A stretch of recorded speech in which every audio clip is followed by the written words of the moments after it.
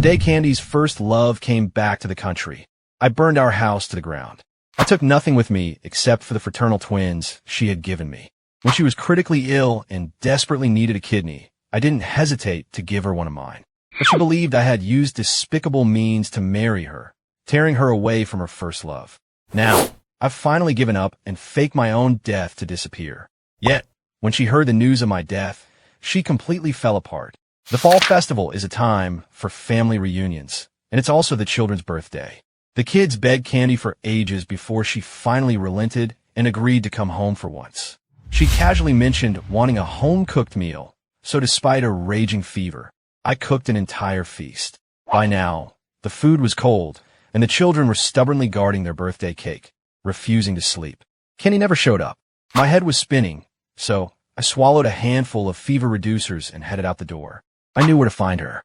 Whenever she was upset, she always wanted to talk things over with her friends. The patio of the villa was softly lit, and I could see Candy drinking and laughing with a few of her girlfriends. Ethan Carter is coming back to the States. So, what are you going to do about Sonny Hayes, the guy who married into your family, and those twins of yours? My hand froze in midair, just as I was about to knock. Candy's perfect features seemed distorted in the flickering light, her brow furrowed with worry. We'll divorce. He can take the kids. That way Ethan won't have to see them and get upset. Her reply was cold and final, but it was exactly what I expected. After all, if her grandfather hadn't forced her to marry me on his deathbed, Ethan would never have left the country. She protested our wedding by simply not showing up. A man marrying into a wealthy family, only to be left at the altar. I became the joke of Los Angeles overnight. We didn't see each other for a year after the wedding. Then, after one reckless night, she ended up pregnant with fraternal twins. The moment they were born, Candy felt nothing but disgust, ordering the nurse to get them out of her sight, refusing to even glance at them. They were simply evidence of her betrayal of the man she truly loved. When she promised to come home for their birthday, I was naive enough to think her icy heart was finally starting to thaw. The silence was broken by another one of her friends. Honestly, your husband has been pretty good to you. Even after the Hayes family went bankrupt, he used his old connections to get you so many resources. He wasn't even fully recovered, but he was out drinking with clients until he got a bleeding ulcer, all to help you build your company into what it is today. Another friend immediately shot that down. Candy would have been just as successful without him. If that pathetic man hadn't gotten it in his head to donate his kidney, her grandfather would never have forced her into this marriage, and she and Ethan wouldn't have lost all these years.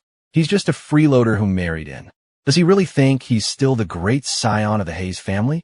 Just get rid of him. My heart tightened. I heard Candy's cool voice cut in. It's a drag talking about him. Let's just drink. One of the women giggled seductively. You know, Sonny Hayes is genuinely handsome. He used to be quite the catch.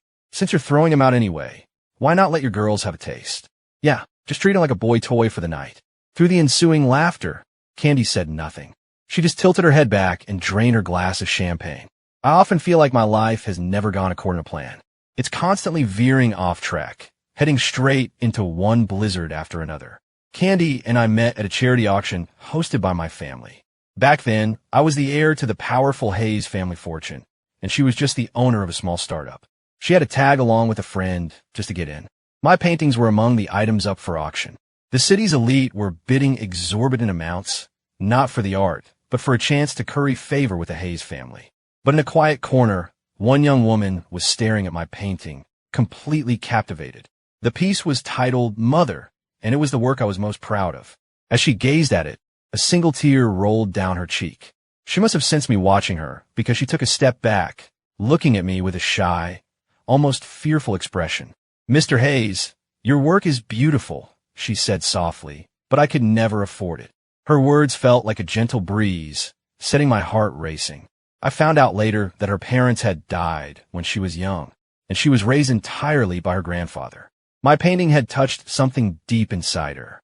So, I gave it to her as a gift, marking the beginning of a 6-year, one-sided love affair. Candy was always reserved and distant, but she never outright rejected me. It gave me hope that I could eventually win her over with sincerity. I introduced her to top-tier investors and contacts, watching with pride as her company grew. Then, overnight, the Hayes family empire crumbled, and I was the only one left. I was alive, but only in body, Later, against my Aunt Clara's desperate pleas, I gave my kidney to Candy. The complications from the surgery nearly cost me my life, and I was forced to put down my paintbrushes for good. Mr. Miller knew his family was indebted to me, so on his deathbed, he made Candy promise to marry me. She couldn't bring herself to say no to a dying man, but her one condition was that I marry into her family. It was only after we were married that I learned her heart had always belonged to her first love. In her heart, the role of husband was already taken. That year, on the night of the festival, Candy came home for the first time, drunk and stumbling.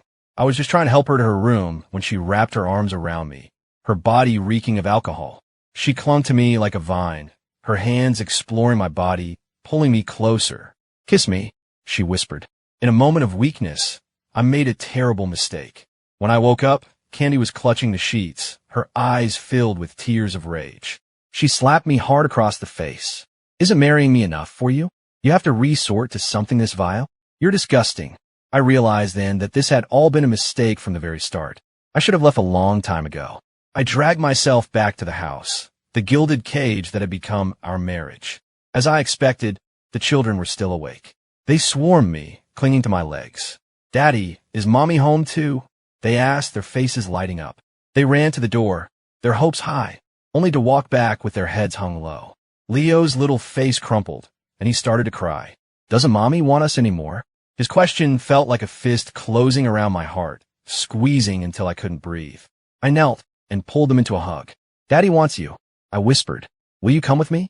I couldn't bring myself to tell them the truth, that their mother had never wanted them, that we were just obstacles on her path to happiness.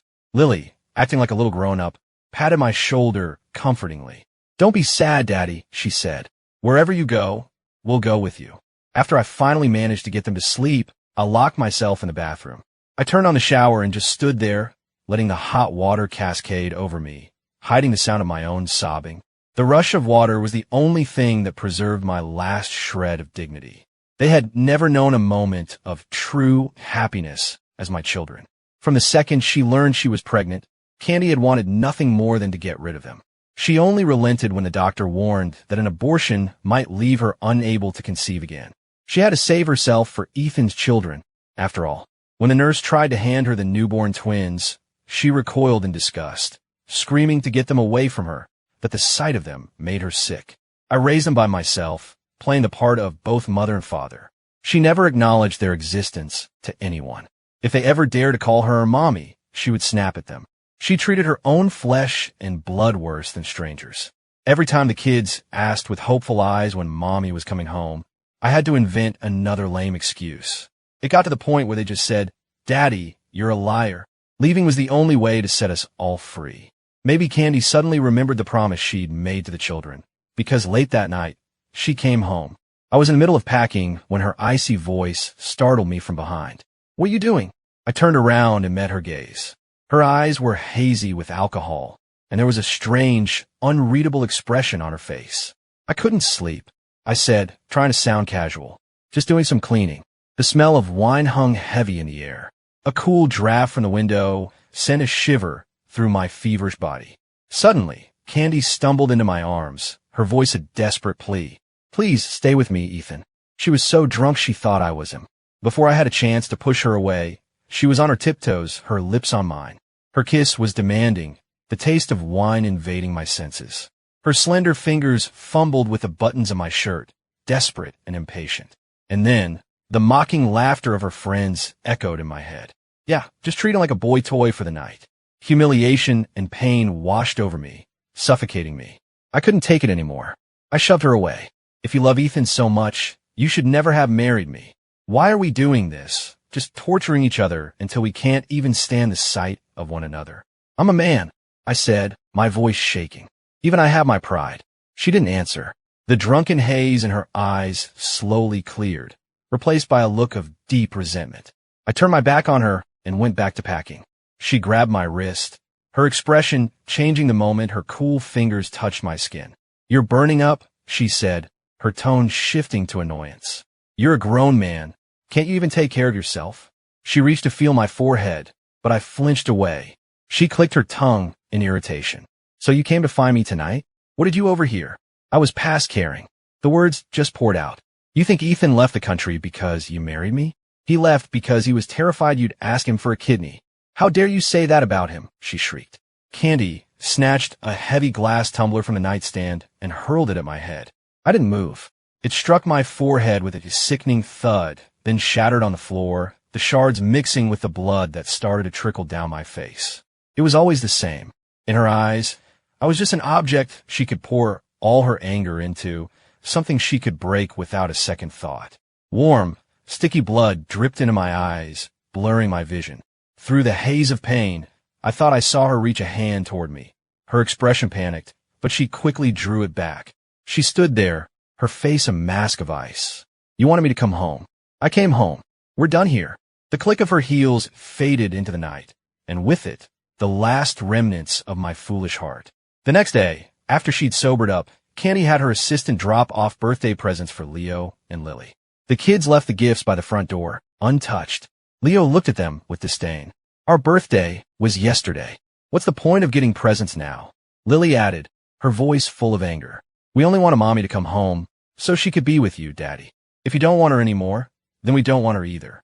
Children who aren't loved learn to be careful and observant. They were barely toddlers, yet they spoke with a maturity that broke my heart. They were so perceptive it ached. Lily asked in her sweet, tiny voice, Daddy, where are we going to go? I stroked her hair. We're going to my grandmother's old house. The old Hayes estate in Beverly Hills was sold off years ago. All we had left was my grandmother's little house in the country. My mother had tried many times to convince her to move to the city, but Grandma always said she couldn't bear to leave her home. So Mom would take me there for weeks at a time to keep her from getting lonely. There are no amusement parks or tall buildings there, I explained. But there are singing birds, fields of flowers, and a little creek. The two of them hugged me tight, cutting me off. As long as we have you, Daddy, it will be the best place in the world. Lately, Candy and I were both busy. She was preparing a welcome for Ethan's return from abroad, and I was preparing to leave with the children. She was a woman accustomed to being in control. If I wanted to get away, I had to plan it perfectly. The kids said they didn't want their mom anymore, but the day before we were set to leave, I found them staring sadly at a photograph of her. After hesitating, I finally called her. She answered, her voice clipped with its usual impatience. What do you want? She snapped. The kids want to see you, I said. Do you think you could come by? One last time. Would she even do that for them? Then I heard his voice in the background. Candy, if you're busy, I'll just book a flight back. Clearly, I'm not that important to you. It was Ethan. Candy's voice became flustered. No, you're the most important thing to me. He's nobody. Then she hung up. When it's over, it's over. Even one last goodbye was too much to ask for. The painting I gave her, Mother, still hung above the bed. I could almost see the glint of that single tear on her cheek all those years ago. I flicked open a lighter and held the flame to the corner of the canvas. The fire caught quickly, greedily consuming everything in the room, then the entire house.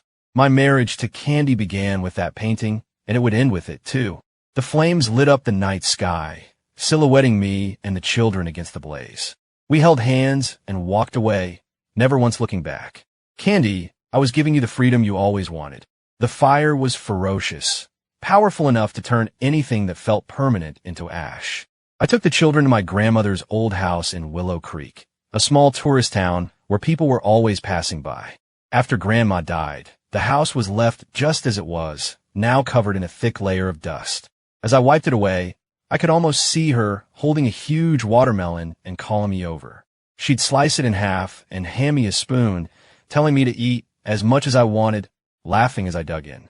The crow's feet around her eyes would crinkle as she laughed, calling me her little messy kitten. Now, with my own children, I tried to build that same quiet, peaceful life. We worked together, clearing the weeds that had overtaken the small yard.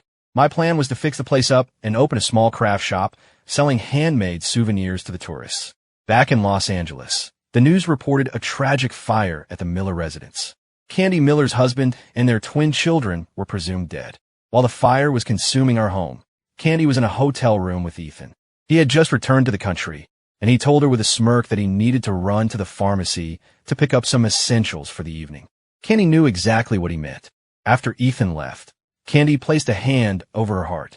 Strangely, she didn't feel the overwhelming excitement she had expected. Her pulse was steady and calm. So when he returned and eagerly pushed her onto the bed, she found herself instinctively recoiling, pushing away the very man she thought she had spent years dreaming of. "I'm sorry," she said, scrambling off the bed. "Something just came up at the office. I have to go." She fled, unable to understand her own reaction. The truth was, that night with me, she hadn't been so drunk that she couldn't tell who I was. The alcohol had simply lowered her inhibitions, and her body had instinctively craved his closeness. The morning after regret was real, but it was easier to blame me for it.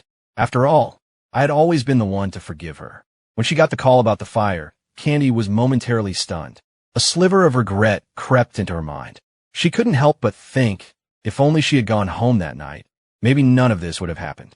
But she quickly dismissed the thought, convincing herself it was just another one of my pathetic tricks, that I was still the same man who would do anything to get what he wanted. "What is he trying to pull this time?" she muttered. Her heart was filled with contempt as she said it. That feeling lasted until her assistant placed the items recovered from the scene into her hand. There was a blackened wedding ring and a half-burnt remains of 2 gift boxes. The ring. It was the only real link between us, and I had treasured it, never taking it off. And the presents she had sent for the children. It looked like they hadn't even been opened before the fire got to them. The fire started in the master bedroom. Her assistant reported grimly. "The investigators think he set it himself. The door was locked from the inside. There was no way anyone could have gotten out." Candy stumbled, her legs suddenly weak. "You're saying he chose not to escape? But he chose to die with our children in that house." She refused to believe it. It had to be a trick, and she was going to expose him. She ran into the charred ruins of the house, digging through the ash and debris with her bare hands, desperately searching for any sign that it was all a lie. If he had dared to fake this, she would make him pay dearly. But there was nothing but ash. The children's gifts had been left outside, which was the only reason anything of them survived. Of me, there was not a single trace. She used to think of me as some naive rich boy, that my love for her was just a passing fancy. Then she decided I was a desperate social climber, using my own body to buy my way back into high society. She was disgusted by me and by the children I had forced upon her. Now, I had used death to sever our connection completely, and she felt no relief at all. That night, Candy had a dream. In it, she had kept her promise and come home for the children's birthday. The children opened their presents with delight, jumping around her and calling her mommy. And she hadn't called me by the wrong name. She had looked at me, her eyes soft, and called me Sonny. She hadn't thrown a glass at my head. She had pulled me into a passionate kiss. When I called and asked her to come see the children, she had agreed without hesitation. The 4 of us were a family, sitting around a table, laughing together. A small smile played on Candy's lips as she slept, lost in the beautiful moment. But a loud clap of thunder jolted her awake. She reached for the other side of the bed and felt only cold, empty sheets. The reality of it all came crashing back. The dream was absurd, she told herself. Utterly ridiculous. How could she ever want a life with such a man? The fire must have shaken her more than she thought. Sunny Hayes was gone, vanished as completely as a drop of rain in the ocean. Candy told herself over and over that she would feel nothing. Meanwhile, in Willow Creek, the children and I were living a simple, happy life, more content than we'd ever been in the city. There was a time when my birthday present would be a private party at Disneyland. Now, I was making a good living for my children with my own 2 hands. Soon, Leo and Lily were old enough for school. My little craft shop, thanks to my artistic background, became quite popular, drawing in more and more tourists. Female tourists would often ask to take a picture with me or get my number, but I always politely declined. 2 years went by like that. From time to time, well-meaning locals would try to set me up on dates. One woman was willing to accept the children and was interested because I was seen as a hard-working, decent-looking guy with good character. I always just smiled and politely said no. Then one day, the kids saw their mother on television. Candy was more successful than ever, giving an interview as a powerhouse in the world of finance. Ethan, of course, was right by her side. A reporter from a tabloid asked, "Ms. Miller, it's been 2 years since your husband's tragic death. Are there any plans for you and Mr. Carter to tie the knot?" Candy's expression soured, but before she could speak, Ethan jumped in. "We'll have good news to share very soon, so stay tuned." The kids turned, saw me watching, and quickly shut off the television. I just shrugged and smiled. "Hey, the shop's closed today.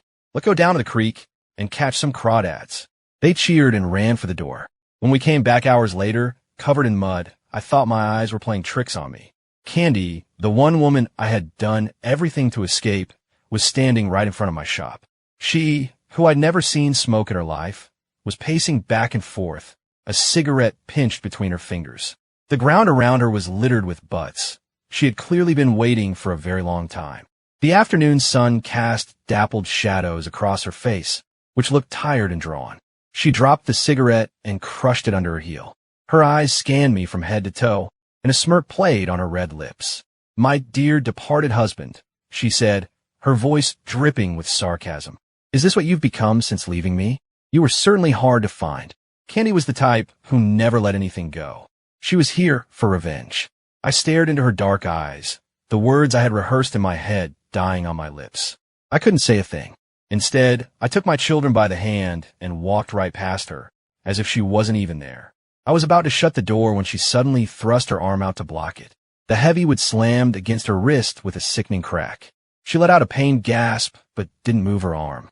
I had no choice but to open the door. "Go home, Candy," I said. "The man you knew is dead. We have nothing to do with each other anymore."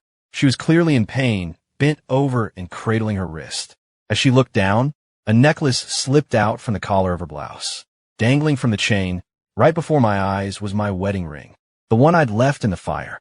Why was she wearing it? Wincing in pain, Kenny tried to wave to the children through the crack in the door. "Say hi to Mommy," she said. Leo and Lily just turned their backs and walked away. I had no idea what she was playing at.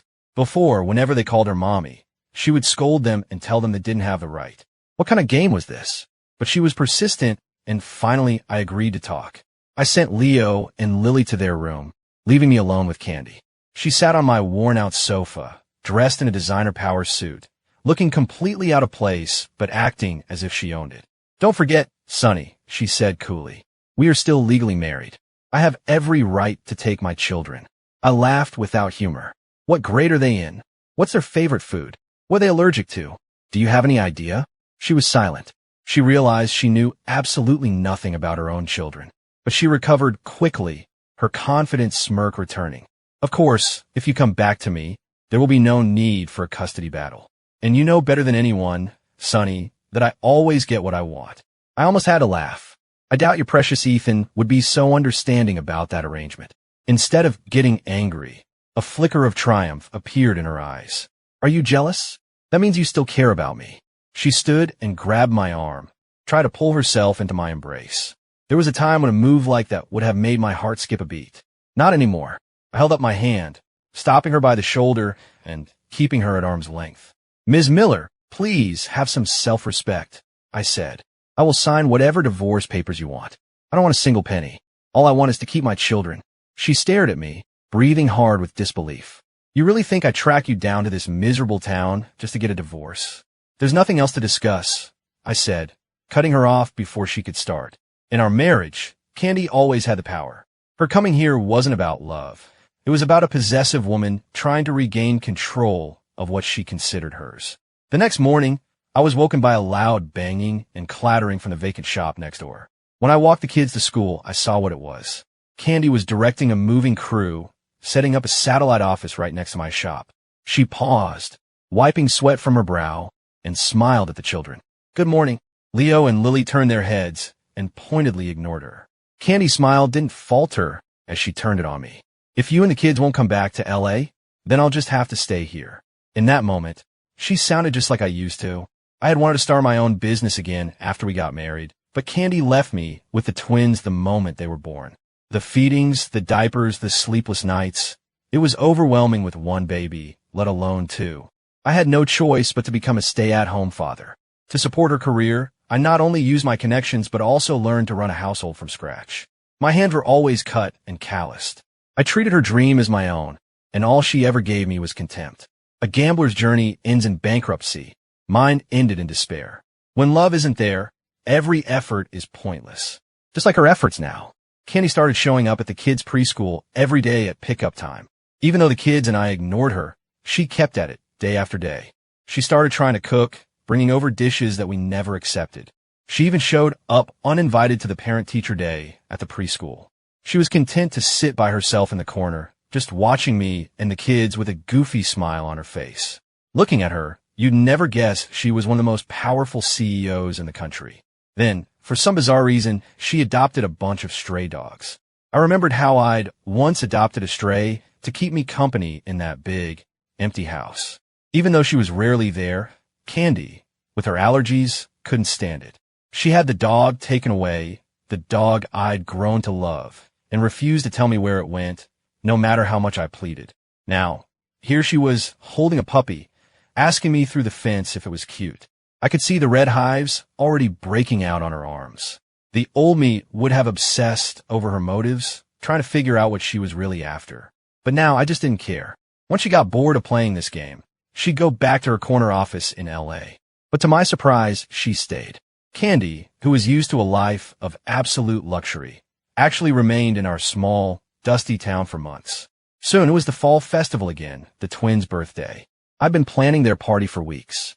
We sat in the backyard under a huge, bright moon and lit the candles on their cake. Leo and Lily squeezed their eyes shut, earnestly making their wishes. "I wish Daddy is happy forever," Leo whispered. "I wish Daddy makes lots of money so he doesn't have to work so hard," Lily added. My heart swelled with love and pride. The peaceful moment was shattered by the sound of singing. Candy appeared, pushing a large cart and singing Happy Birthday, with a tender expression on her face. The cart was piled high, with beautifully wrapped presents. When she finished the song, she smiled and held her arms open wide. "These are for you," she announced. "All the birthday presents Mommy missed, from your first birthday to your 5th. Do you like them?" The twins just glanced at each other before quietly turning their attention back to the cake. Rejected, Candy retreated to the yard next door. She sat alone in the darkness, her solitary figure occasionally glancing over at us. The moon was full, but our family was broken. We were all looking at the same moon, but feeling very different things. Her voice cut through the quiet. She was leaning over the fence that separated our yards. "Sonny," she asked, "why did you give me your kidney?" All of my foolish decisions have been driven by a single, simple force: love.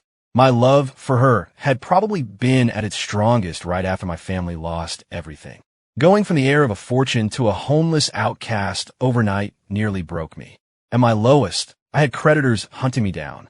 I was living like a rat in the gutter, drinking from the LA River when I was thirsty and digging through dumpsters for scraps of food. Even so, they eventually caught me. They were vicious, and when they realized I had no money, they decided they would sell my organs to settle the debt. I had given up. I was ready to die. After my family's fall, I had nothing left to lose. But then, like an angel, Candy appeared and saved me. She tossed a wad of cash at them with a look of disdain and warned them to never bother me again. To her, the money was probably nothing, just a pittance tossed to a beggar she pitied. But to me, it was salvation. She was a single, beautiful flower blooming in the ruins of my life. It took me years to realize she was never my flower to keep. I was just lucky enough to be there while she was in bloom. My Aunt Clara offered me a way out, a new life with her in Europe where she'd lived for years. She said with my artistic talent, I could build a new life for myself there. I had the visa, the ticket, everything was ready. I never imagined I'd be on the same flight as Ethan Carter. At the airport, I overheard him talking to a friend. "Candy's really sick," he was saying. "She needs a kidney, and they're probably going to ask me. If I'm a match, I can't say no. So I'm getting out of here now. I'll just make up some excuse to break up with her later, make it her fault. Besides," he added, "I met this rich heiress in Paris. She wants me to be her business partner. My real life is just getting started." All I could hear was that Candy was dying. I walked away from the gate and never got on the plane. As luck would have it, I was a perfect match. The complications from the surgery were so severe, I almost died on the table. When Candy woke up, the first thing she asked was if Ethan had been her donor. When the nurse told her it was me, she just said, "Oh, I hadn't done it for any reward. My plan was still to leave for Europe as soon as I recovered." But then her grandfather fell gravely ill, and his dying wish was for us to marry. To the outside world, I was the luckiest man alive, marrying the beautiful Candy Miller and securing my future. They also whispered that I was a ruthless schemer, willing to sacrifice my own health just to marry into the Miller family. It was a twisted version of the truth, but it was the version Candy chose to believe. I tried to explain so many times, but she never wanted to hear it. Now, She was finally ready to listen, but I no longer had anything to say. The story of Sunny and Candy had already ended, consumed by the flames of that fire. When I didn't respond, she called my name again, softly. Sunny. Her eyes shimmered, either with starlight or unshed tears. You never said anything. You were always so quiet. I never realized you were in pain, too. Sunny, I owe you my life. Please, let me spend the rest of it making it up to you. Her tears might have moved me once, but now, my answer was simple. No. Business at the shop was booming. With the tourist season in full swing, there was often a line out the door. One afternoon, a commotion erupted at the entrance. A man burst in, followed by a group of thugs, and they immediately started wrecking the place. The man leading them was Ethan Carter. He grabbed me by the collar, his face contorted with rage. You piece of trash, he snarled. Couldn't you find anyone else? You had to go after a married woman? You have some nerve, messing with my woman. He then turned to the stunned tourists in my shop. And you people are giving this scum your money. A man with no morals like him deserves to be run out of town. Some of the tourists started whispering among themselves, believing him. He seemed like such a nice guy. I can't believe he's a homewrecker. I saw some posts on Facebook about him and that rich woman who moved in next door. I bet she's a sugar mama. How shameless. Yeah, with his whole humble artist act. What a phony. Let's get out of here, everyone. Just then, Leo and Lily, fresh from school, pushed through the crowd and stood protectively in front of me. My daddy's not like that. Leo shouted. He doesn't even like our mommy anymore. She's the one who won't leave him alone. She's the shameless one. Yeah, Lily added. My daddy is a good man. This was a fight between adults. I didn't want them caught in the middle. Hey, you too. Go to your room, okay? It's my job to handle this. After a bit of coaxing, they finally went inside. Ethan opened his mouth to spew more venom, but before he could, I balled up my fist and punched him square in the jaw. He stumbled backward, caught completely off guard. He raised his own fist to retaliate, but just then, Candy pushed her way through the crowd and stepped right in front of me. His punch, meant for me, landed on her instead. Blood trickled from the corner of her lip. Ethan panicked. Candy, I'm so sorry. You just appeared out of nowhere. I couldn't stop it. Candy looked at him, her eyes cold and empty. I told you, Ethan. We're over.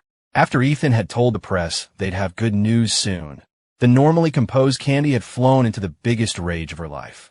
She had told him then that she would only ever acknowledge one man as her husband, Sunny Hayes. Ever since Sunny left, I can't lie to myself anymore, she said, her voice shaking. My heart knows who it loves, and it's him. You know I don't love you, Ethan.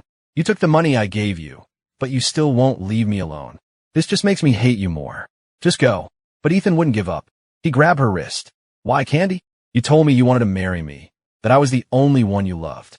What changed? I get it. He's threatening you, isn't he? I told you he was nothing but a broke loser trying to get his hands on your money. You need to wake up, Candy. It's true. Ugly colors were finally showing. Candy yanked her arm free, her face a mask of disgust. No one is threatening me. This is how I really feel. A crowd of tourists had gathered, and several were now recording the scene on their phones. To protect my shop's reputation, I started to explain that it was all a misunderstanding. But then Candy did something I never expected. She pulled our marriage certificate from her purse and held it up for everyone to see. Sunny Hayes is my husband, she declared. He is not a homewrecker. This is all my fault. I was the one who broke his heart and forced him to hide away out here. Please don't blame him. After her speech, the crowd turned on Ethan. So they're actually married? What's this guy doing, showing up and causing a scene? Yeah, the owner is just trying to raise his kids and run a business. This jerk is trying to ruin him. What a lowlife. Get out of here, someone yelled. You're holding up a line. Yeah, beat it. I wasn't about to let him just walk away. He had to pay for the damage he'd caused. I called the police. Seeing the tide had turned against him, that even Candy wanted him gone, Ethan's tone became desperate. Candy, I might as well tell you, he pleaded. My investments overseas went bad. I'm drowning in debt. The money you gave me wasn't nearly enough. Are you really going to let my creditors kill me? Candy's brow furrowed as she studied him. So that's the real reason you came back to the States. Ethan started to protest, but the police had arrived and were already hauling him away. As the victim, I had to go down to the station to give a statement. When I came out, Candy was waiting. She started to reach for my hand, then seemed to think better of it and let it drop. Can we start over? She asked, her voice small. The Ice Queen was gone, replaced by a woman with a pleading smile and tired, tear-filled eyes. I had asked myself the same question a million times over the years. Did Candy ever really love me? Looking at her now, I thought maybe in this one moment she did, but it was too late. The answer didn't matter anymore. I smiled, a genuine smile of release. Candy, I said, I hope you find happiness. Those few words shattered her. It was as if she were watching me dissolve into 1,000 pieces right before her eyes, pieces she could never put back together. She decided not to push. There was still a chance, she told herself. There had to be. Since you don't want to see me right now, I'll come back another time. Don't, I said. Not another time. Not ever. I said it with a finality that left no room for argument. The heart she had broken so thoroughly couldn't be patched back together, not even with her own. The moment she finally admitted she loved me, she realized just how hollow she had become herself. Perhaps all those years, I had been pouring pieces of myself into her, trying to make her whole. Now that I was gone, she could feel the cold wind whistling through the empty spaces, and it was an agony unlike any she had ever known. So this was what it felt like. This was the pain I had endured for years, trying to warm a heart that would never warm to me. She was finally feeling it herself. As she walked away, she kept looking back, half expecting me to call out to her, to open my arms, to say, let's try again. But I didn't. She could only watch as I took my children's hands in mine and walked back into my little shop, my new life, without a single backward glance. The divorce was finalized without any trouble. Candy didn't bother me again. Life in Willow Creek went on, peaceful and quiet. A few years later, I met a wonderful woman. The kids adored her, and she loved them right back. And she loved me with a sincerity I had never known. So, I asked her to marry me. Our life together was happy, full, and beautifully ordinary. Epilogue, it was strange. The moment she heard I had died in the fire, Candy didn't feel the relief she'd expected. Instead, she felt a gaping hole burn open in her chest, leaving her feeling utterly empty. I had loved her so much.